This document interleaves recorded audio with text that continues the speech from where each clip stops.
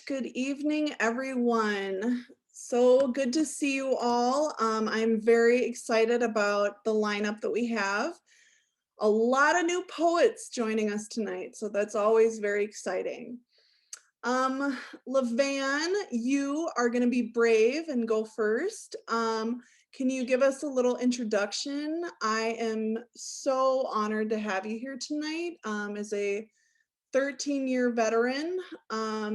And thank you so much for And your don't forget the avid fisherman. exactly.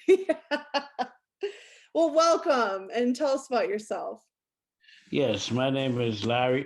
My government name is Larry LaVan Richardson Jr.,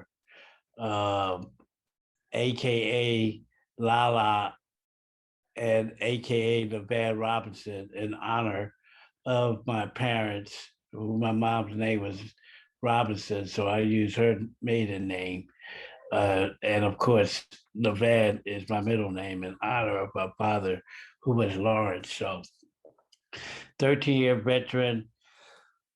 Excuse me. I have 4 books out and the collaboration, Silver Linings, out just came out last week.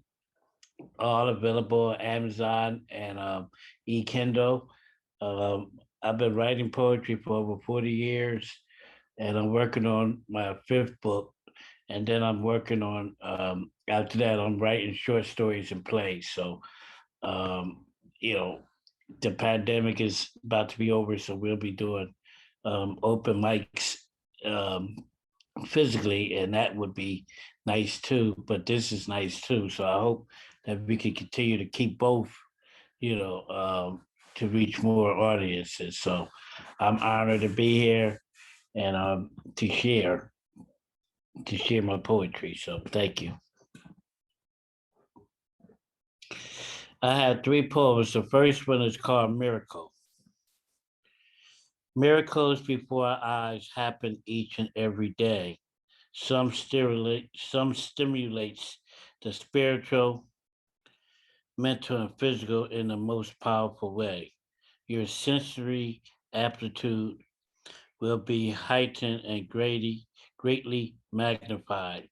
Everything from the bottom of the sea floors and up to the celestial alignment above is a manifestation of a miracle and is understood from that of the composition's lyrical. Its expressionism is felt melodically, like your favorite tune on life and humanity's brand board, broad, broadband stereo. We dance, laugh, and cry, all part of the fabulous blueprint of basic life. Miracles, when times are hard, God sends them to see you triumphantly through. Remember to thank God each and every day because the greatest miracle He has made is you.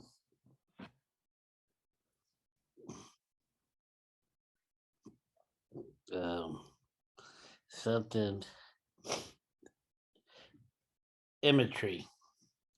Fishing off the banks of enlightenment into the vast ocean of possibilities.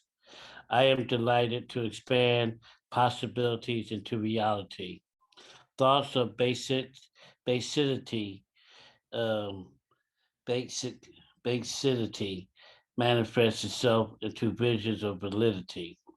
From the imagination of the great artist who took the rawness of motionless and turned it into a canvas of simplicity, which is represented through all living movement and species in a masterpiece of life.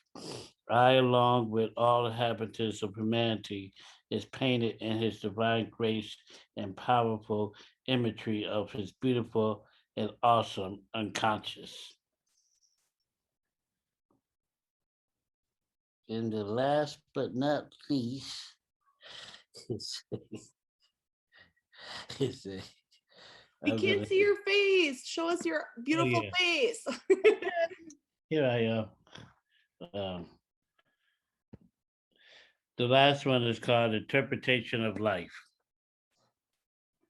interpretation of life. We all, as individuals, are always in a mode of evolving.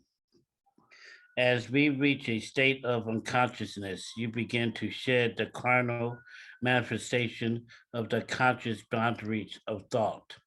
The more you seek of the knowledge of self, you will find which is inside you, that spiritual nature and wealth.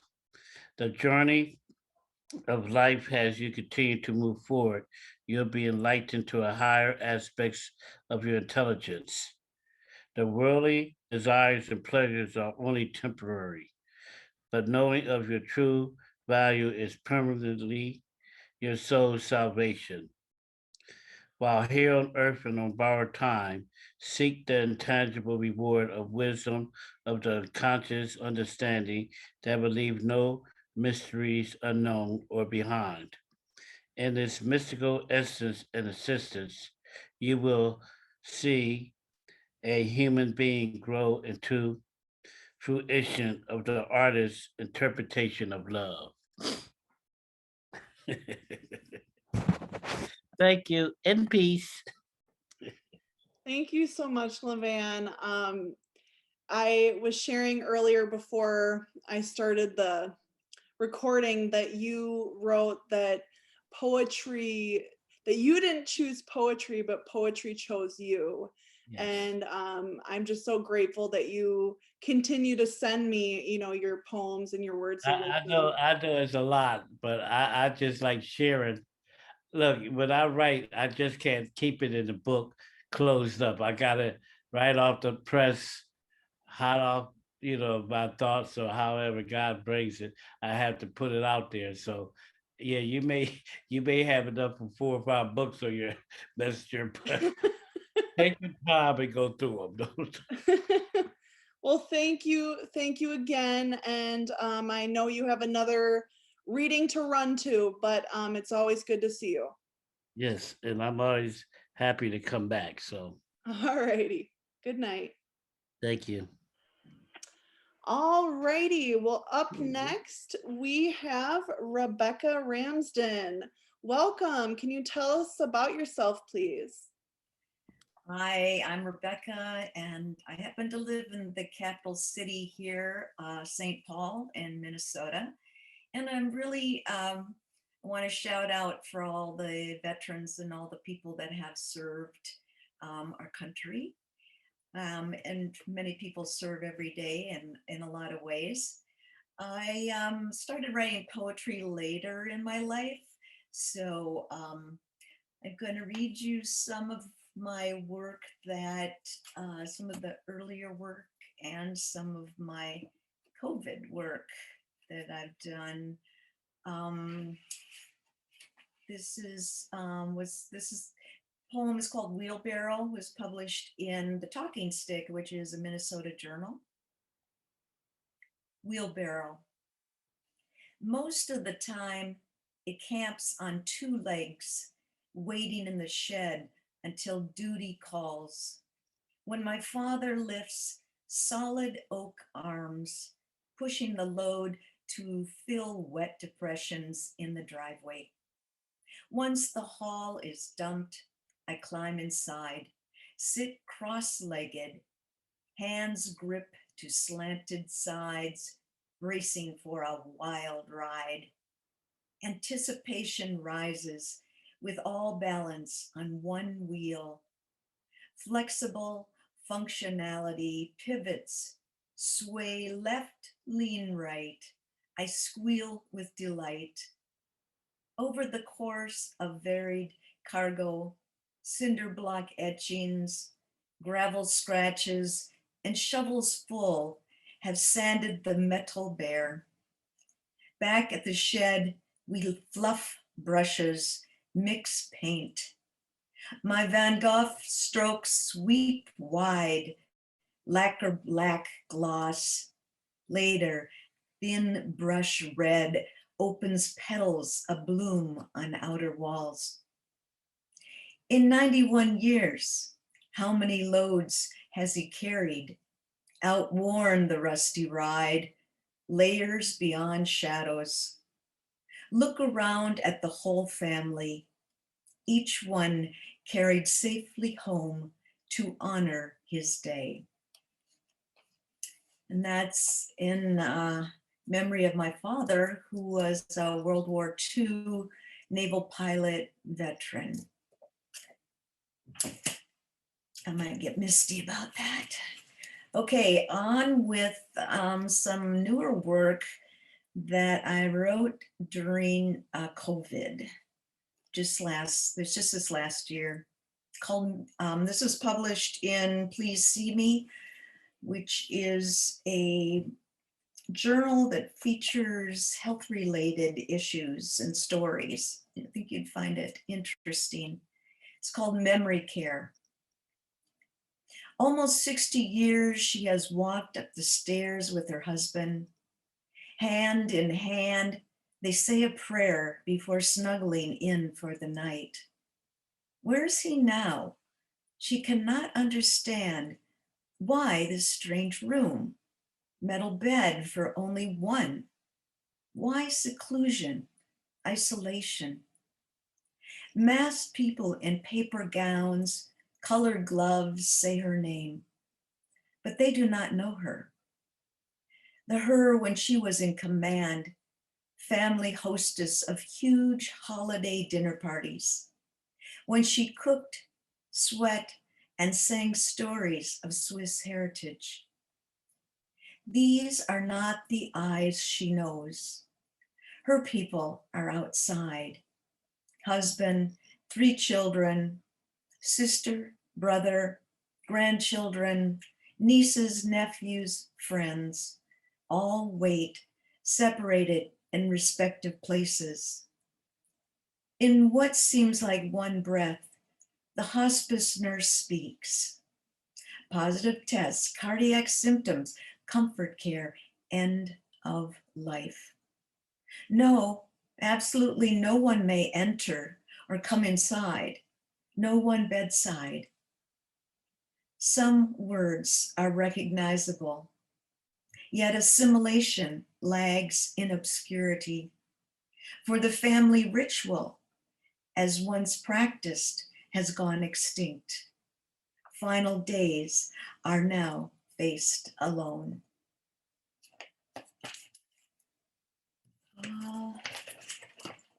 Another COVID poem. These hands must speak. These hands measure the distance. These hands put on a mask. These hands wash frequently. These hands scroll the screen. Witness leaders who only mask what they say call this a hoax. Their legislation, a sleight of hand, coffers quickly emptied of funds for small businesses onto desks of overpaid elite. Each day, these hands brush the hair of nurses, caregivers, service workers, putting their lives, their children's lives, their families' lives in danger, while businesses cut their pay. These hands reach in solidarity. These hands want to pull out the viral tangles and twists of injustice. Who is caring for these people? Who is speaking for these people? For as long as history accounts, these working hands pack and parcel, bathe and bundle, face violence, fight fires, lug and lift. Hands in service save bloody, broken bodies. When will these hands be spared the throes of infectious corruption? These hands scribe for the poet, mark a voice for this time, and must speak of the incessant threat. These hands go to the garden, dig, talk to the earth, fingers braille in the soil. And I'm pulling out my other journal here. Something a little lighter, silver clasp. The solid silver case fits in the palm. A slim rounded disc, edges tapered, the smooth back as river stone. A skilled hand etched the cover with fine features. A Chinese village braced to a steep mountainside. The fortress wall holds back the ocean's breaking burden. Out at sea, 2 boats, lone sails billow home. Above, a flock of winged spans a perfect circle where scrolled initials FS float in a full moon.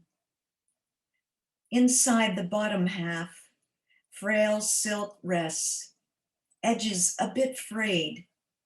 Once it held the powder, now a film of mottled beige with peach undertones. Companion puff long gone. The top half continues to mirror. I imagine all the times my mother held up her face, relieved the war was over. Her love returned safely, his naval dress blues shouldering their promise. What visions colored her cheeks, her wavy dark hair framing deep brown eyes, building their life together. Each day the compact closes. 2 halves join with a snap, each day held by a silver clasp. Do I have time for another, or am I at my time here? You can read one more. Okay, let's do a lighthearted one. Play it safe. How many times did they tell you to be careful? Always look both ways before crossing the street. So much that when you are alone, you follow the steel tracks. Listen for that steamy whistle. Its engine like a meteor of molten metal, streaking over the parallel path, that equidistant space you choose to walk, while death's iron wheels vibrate through the rails, and you wait to see how close. Wait until fright begins to rumble in every cell. Heat rushes flushing through your chest, then flash, you derail into the long, soft grasses. Thank you for the opportunity to read. Thank you so much, Rebecca. That was just really powerful words there. Thank you so much. Up next, we have Kathy Ferrell. Welcome. Tell us about yourself. Hi, I am very new to this. I just recently moved to Minneapolis from Tulsa, Oklahoma. So I'm not very experienced, but I'm going to give it a try. And we will start out with this one called Upon Receiving Several Phone Calls in response to a business letter I'd mailed, the self-addressed stamped envelope I'd enclosed seeming to cause only confusion. The history books can tell us words of Plato, Paul, and Lincoln, but I, for one, would like to ask, just what was Graham Bell thinking? To eliminate the literate, the telephone has tried. Fans of idle yap-yap took Ma Bell for a bride. The machine, once disconnected, has thrown our words away. Posterity's the loser, but not the NSA. As any judge can tell you who has sat upon a bench, hearsay's inadmissible, even from a minch. When you sit before a blank page, Clutching pen in hand, it stills your idle chatterbox. You will not build on sand. A missive written carefully bears weight in love or trade. Keep a copy, and of misquotes, you need never be afraid. I implore you, I beseech you, stop bleeding at the phone. You find it a convenience, but you'll find you're left alone. By the mighty, by the titans, by the future's architects, the only business done by phone is silly telesex.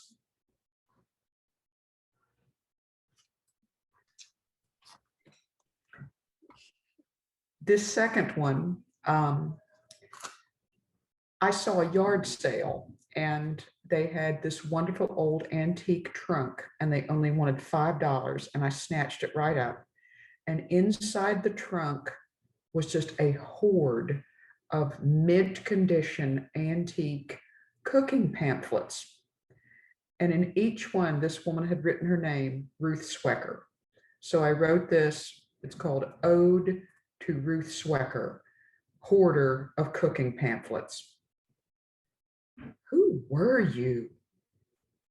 Long ago entrusted with the care of trunkfuls of paper ephemera, requesting each little booklet butterfly with a penny postcard. Every day the postman brought you exotic specimens from Duluth and Hershey, Pennsylvania. 100 ways with pineapple, please them with tasty cake flour. Holidays are homier with Wilson ham. Were you lonely? Was it some private mania before they named orderliness a disorder? Each booklet is inscribed in exactly the right spot, your name in Palmer method, then surgically, precisely put away, crisply stacking up your hoards of man-pleasing, mouth-watering Americana. They are pristine. I have my own stash of marriage manuals, sharing space with a flour-dusted radio. There they are, crammed, jammed, and all piled up. You can make bread. Mom's turkey stuffing recipe on gravy-stained notebook paper. 1,000 Chinese recipes, hearty stews for brisk days. And joy. There is always, always joy. Rifled through, it smells of biscuits. There's a smudge, a drop, a stain. Is that cinnamon? Hastily scrawled thoughts. Try. Good advice in every circumstance. Delicious, but add more zest. Also applicable to life. Joy, so beloved and so personal that, like old married folk, we've grown to resemble one another. We both are a little frayed, with a worn spine, and lost our ribbons long ago. And then my last one, oh my God, there it is, okay. My last one is called Gestalt Poem, dedicated to street corner critics, purveyors of codswallop, and the common git. It is only my opinion, so take a pinch of salt. Am I mad and dabbling, or is this my gestalt? I've been likened to an Amazon, a witch and scathing fury, for art has made me many things, my earthly judge, my jury. I serve a higher calling. Muse might not be the word. I've been called worse than artist, perhaps you may have heard. Bitch and harpy come to mind, high strung and hard to please, precise and then peculiar. But watch your Q's and P's. There may be madness in my methods, and I am misunderstood, but I know just how I want things, and your help does me no good. When you've worked as long as I have, then your comments I will weigh, but I've been more than patient with what you've got to say. Your ignorance astounds me, and you breed like horny hair. So proud of your genetics, it's like one big county fair. Your educated betters once used your kind for sport, but now it's no fool left behind, and any shame, say Mort. None owe me an explanation, nor a living come to that.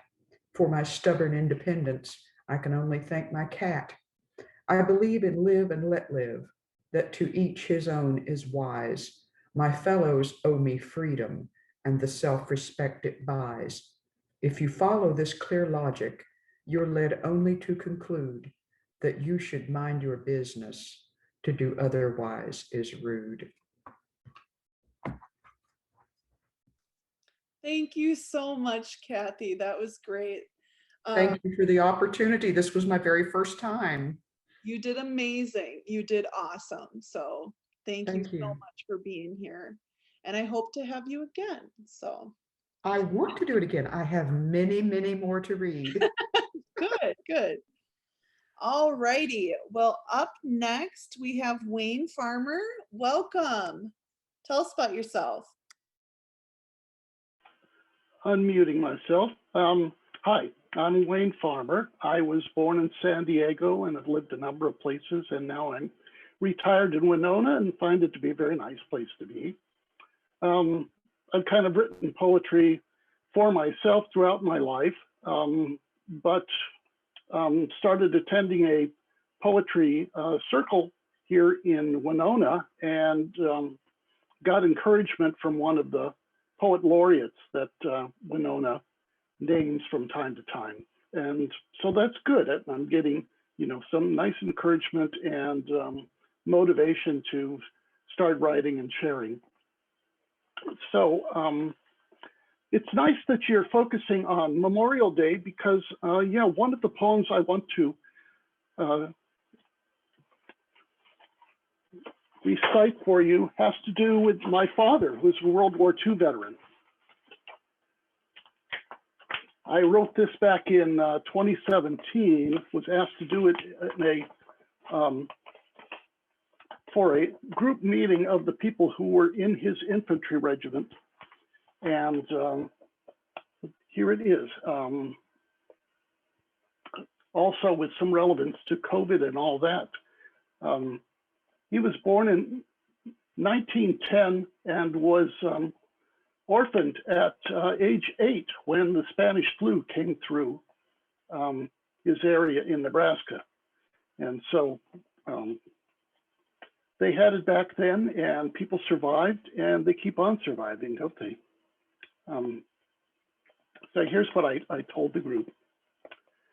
It's entitled, In Memory of My Father.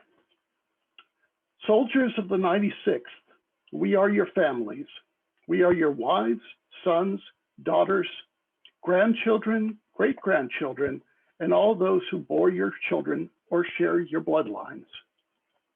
Your legacy comes down to us in books, in movies, and in black and white photos that show ordinary men working, playing, taking a break, training in the snow for a war in the Pacific, and sailing thousands of miles to places that had no Kansas wheat fields, no Iowa corn, no Ozarks or Appalachians, places with strange names like Buri, Dagami, Shuri, and Madeira, and with hills and ridges that we gave our own names to and would long remember in our dreams and nightmares: Hen Hill, Conical Hill, Hacksaw Ridge, and the Big Apple.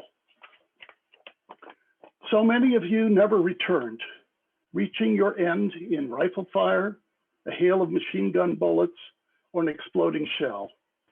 Those of you who did return were not the ones we had sent overseas. You bore their names, but you carried dark secrets that you would not share with us. Secrets that clouded your thoughts during the day and spawned terrible nightmares after dark. Nightmares so real that you might mistake your lover for a Japanese soldier and find yourself shouted awake with your hands at her throat. We could not condemn you later for drowning those demons in alcohol or silencing them with a bullet. But amazingly, some of you chose to live, love, and work again in the country that had sent you away. Look at me. Nearly 70 years ago, one of you chose to marry, build a home, and create and support a family of 5. Only 2 of us remain now, but we remember and stand at awe in what you accomplished. Despite your pain, you worked 72 hours a week for 20 years to support that family and watch the children grow.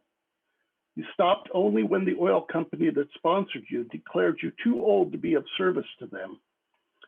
Deprived of your ability to serve others, only 5 years passed before disease took hold of you and slowly erased your mind and memories over the next 8 years until nothing remained. Your ashes now sit atop a high point of land that now looks westward across the same Pacific, through which you sailed to hell and back. Your devoted wife, my mother, sits close beside you under a stone that proudly proclaims your union and service. I hope to join you there someday. Few will notice your memorial among the thousands of other stones there, but it is my hope that some will remember you, as we do here today. Soldier, teacher, husband, and father, we thank you for your service and your inspiration.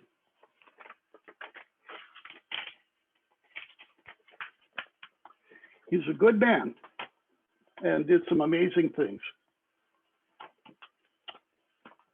I have something a little more lighthearted now.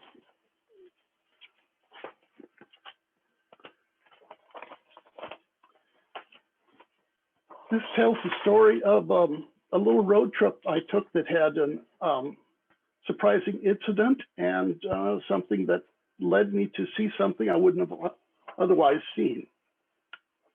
This happened back in winter of 2019. Here in my car by the side of the road, close to a field of short stubbled corn, a solitary junco is my entertainment while I wait in the snow for my tow to arrive. Surrounded and swayed by a brisk winter wind, he rides on the lee of a cold cornstalk stump, busily gleaning whatever is there. Perhaps a few seeds or a huddling insect has drawn his quick eyes and small beak to that place, to that one small cornstalk amid all the others, where my human eyes can see nothing of value. But I had come out, a solo explorer, to view the sweet sight of another new snowfall smoothly spread out across harvested fields, and to view all the contrasts that winter days offer, of crystalline fluff upon evergreen boughs, or of empty bare branches dressed for the cold, etching their essence of structural strength upon this flat canvas of overcast gray. It's a good place to pause on a Sunday morning and to meditate here with my pen in hand within this, my temple of sky and soft snow. When I turn to look, my junco has flown. Unlike me, he is quite unencumbered, floating so free above my snowy jail while scanning the fields for another small meal. My tow is here. Securing a hook, he effortlessly pulls my car back on the road. I and the junco are free to continue. It's been a good drive. Time to go home.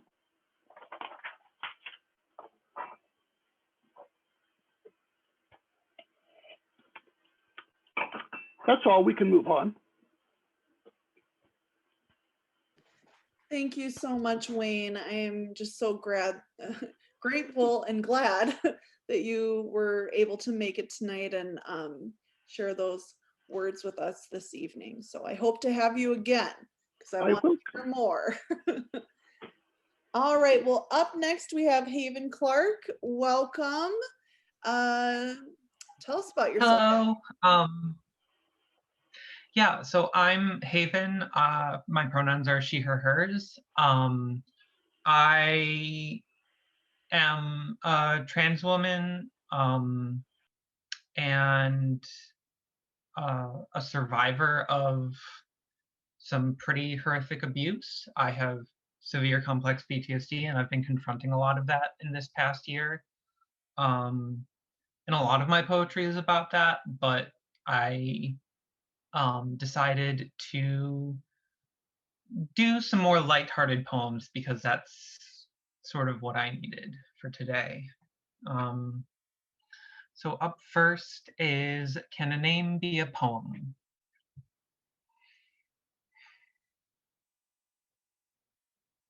Oh, also, I have Tourette's.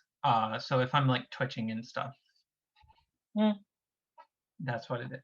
Anyway, can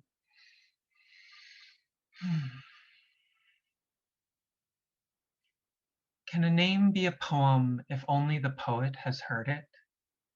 Can a poem be a person if only the poet has heard her? Can a poem be a poem if all they can hear is her voice? Can I live as a poet if I am not a poem?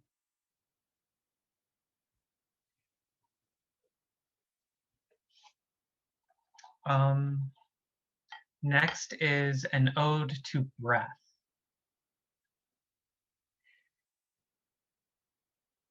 Words form from air into glass meaning, pretty, surreal. But if they flow into my lungs, will they cut me? Or become air again to nourish me and emerge tainted? Water and carbon, heat and life, tinting glass golden. Words alive, breathing, in paper ink, out waves emotion.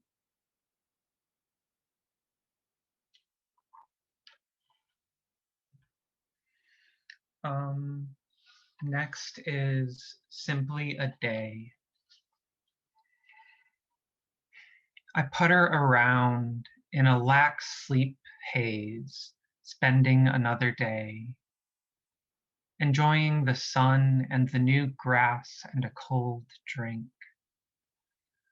poking words around with a pen and a page, making poems better, watching marble races on YouTube for hours and doing laundry, and talking to people, growing intimacy and watching it fade. And I have one last one. The trail. Tie your boots well, 'cause it's a long trail you have ahead. You can see it laid out before you, waiting for your feet. It won't be easy like any good thing, but it's worth the hurt. 'Cause the rain is so wet and the sun shines so bright. Can you even wait? But this ain't a race. It cannot be won. It can only be lived. Thank you. Thank you so, so much, Haven.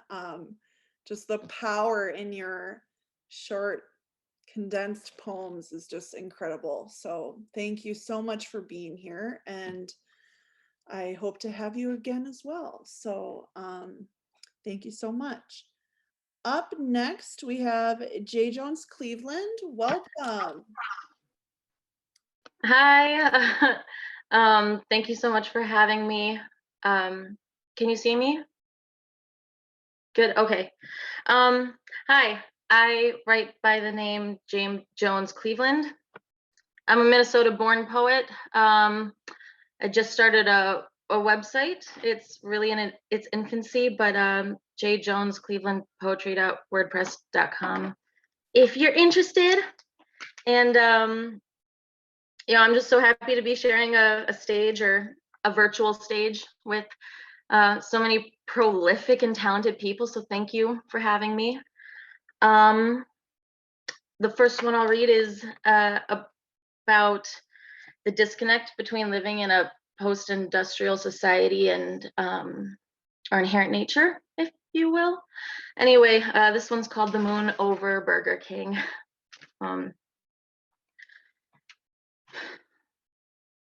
You should know by now that what you see out your window isn't the moon, but is the glowing white hot globe of the local Burger King. Yet every evening when you walk to the mirrored glass, pulling closed the shades to signal oncoming night, your heart jumps at the fullness of the orb. And every evening, time after time, the wrongness of it punches you in the gut in the same way that a bad double Whopper with cheese would. The empty watcher high on its black pole is endlessly illuminated, much like the real moon, but it doesn't cycle or spin. It's asking if it can trick you again, or maybe fry you up some lunch. The Burger King moon isn't made from its mother, Earth, but probably was put together in various parts, plastic, at the hands of faceless men, nameless women, the well thought out logo being graphed into a looming monstrosity rivaling that famous Frankensteinian freak. There is a relationship to fire, but unlike the real deal, this monster longs to make it known through TV spots, park benches, and corporate sponsorship that you can basically flame broil anything you want here. The glowing eye tells you that here you can have it all. You can have it your way. You are a king here, and only here you might find an answer to all you've been searching for, or at least to the persistently annoying question of what's for dinner. Of all places, you are here like the moon, like the signs, the plastic, and the people, and like all of those things, you will never truly know what cosmic hands have made you. Well, thank you. I've got two more, another one that's a little older, called Ghost.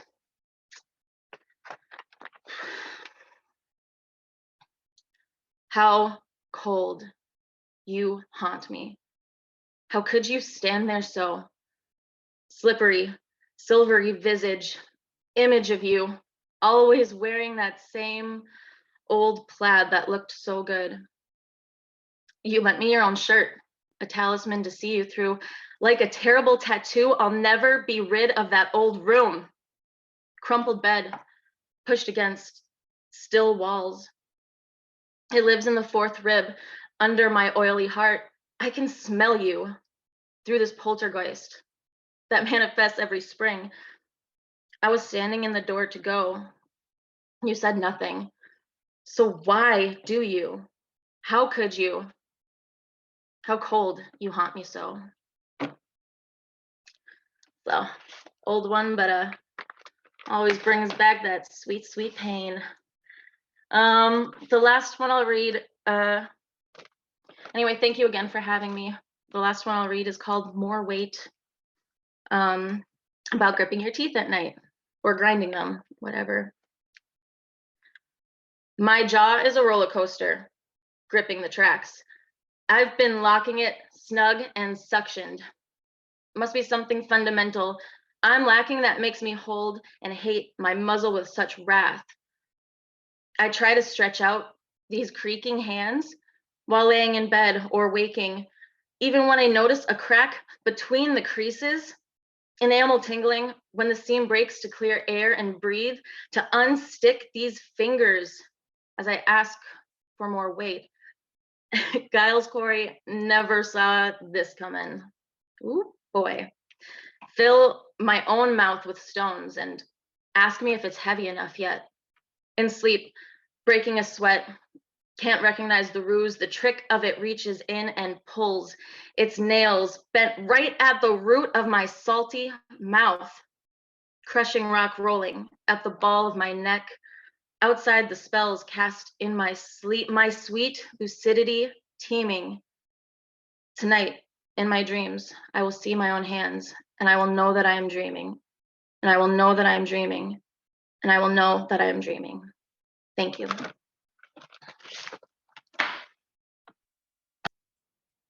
Thank you so, so much. Thank you. Very talented. Up next, we have Sarah. Welcome, Sarah. Tell us about yourself. And you are on mute, so you have to unmute yourself. Alrighty, hi there. I'll do my video too. Okay. So I'm Sarah. I live in the Twin Cities, and it's my first time doing poetry here. So yeah. I only have 2 poems. The first poem is called Reformer. The sharp pain digs into my spine. First, just a hint of pressure, then the burning began. A slight fire that starts at the base and creeps through each vertebrae, lining the discs in a molten lava until regular scheduled activities are no longer. The lava melts down my legs, numbness, tingling, burning, fire. MRI after MRI, into the donut I go. What it sees, I may not know. Appointments, therapy, exercises galore, an invisible pain to everyone but me. Is this what chronic illness feels like? The next one is Shy. His crystal blue eyes shine as they look longingly into the kitchen. White eyelashes blinking with each set of movements, sniffing his soft, plushy bud, a past Christmas present gifted to only the goodest boy. His pink wet nose drifting each way with the wind, his ears direct and alert, shifting with each sound in the distance. He is majestic, the very best friend I could ever ask for, and if you question him, he'll tell you. Through barks and grunts, tippy taps and jumps, he will say, a coat of white that sheds like no other, a mind of strength, witfulness, and courage, a heart of love, security, and patience. He is the companion I've been waiting for. Rescued from abusers, cherished and adored, I love you, my sweet boy.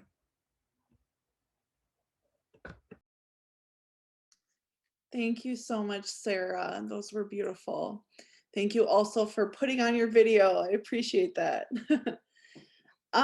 So this has just been an awesome night. I'm so proud of the people that you know, came, that weren't sure, that were nervous. You did awesome, each one of you. I'm so grateful. I do want to take a moment, just as Memorial Day is tomorrow. We all know people who have served our country. I have a lot of people in my family who have. And I just want to take a moment for you and to just lift you up and to appreciate you and everything that you've been through and everything that you've done for us, for our freedom, for our safety. I know a lot of people in the military that are either active now or have been active. Unfortunately, we all know that many of these people come back with a lot of trauma. You know, they've seen things that we could never even fathom, ever understand. And so I am a suicide survivor. And so I really want to just take this time to tell anyone that if you are ever struggling, to please reach out. I am so glad that I did not pass away. Life is worth it. And there are beautiful people, and there are people that care, and there are people that love you. And one of my uncles who was in the military, he passed away this last year during COVID. And so I thought in his honor, I just wanted to share 2 quick things. One of them's a story, actually. So, like I said, I'm a suicide survivor. I have like bipolar, anxiety, depression, all of that. And I was just getting out of the hospital when I was a teenager, and I had to go to like a transitional home. And my parents were actually out of town. And so he came and he brought me my clothes and items from my home. And he was a very quiet man. He was a very just sweet, quiet man. And so I didn't know, I'm 34 years old, and I didn't know that he would even remember that or that it was meaningful to him at all. But when I came to saw him this last year and I knew he wasn't doing well, I brought up that moment and I just said, that meant so much to me. And he looked at me and he said, that meant so much to me too. And so to me, that's also a reminder, our words and our actions can stay with people forever. Even just the smallest gesture, even just a wave, even just a smile. So I feel in honor of Memorial Day and anyone really who suffered, anyone who has been through things that they wish that they never had to. Let's spread the love, okay? Let's spread the kindness, let's spread the hope. And so another thing about my uncle is he loved to fish. That was like his piece, okay? And I was actually just up north with my parents and I caught my first ever lake trout. So very exciting. So I wrote a poem about this beautiful trout and I am going to dedicate that to my Uncle Butch. So here we go. Trout gift. O trout who lingers, aware and ready, despite lack of light or warmth, but deep with space to breathe. This trout, a rarity, Great Lake dweller, lover of stillness, strong and free. What a gift to admire. Skin a speckled galaxy upon smoky green, smooth as a water softened boulder. A silver belly, slick as new rain. Eyes, tiny charcoal beings. First, I thanked you. My hand upon you, my eyes rested in prayer. I promised I would prepare you honorably. No part will go unused. Eagle feast or coyote lunch, the blessing continues. So thank you, everyone. I'm Frances James, Minneapolis Poetry Sanctuary. There's an open mic once a month, but I do encourage you to interact on the Facebook page. I post writing prompts. I try to every Wednesday. I forget a lot of the time, but yeah, just stay connected and reach out, and I'd love to have you all again. So good evening. Bye.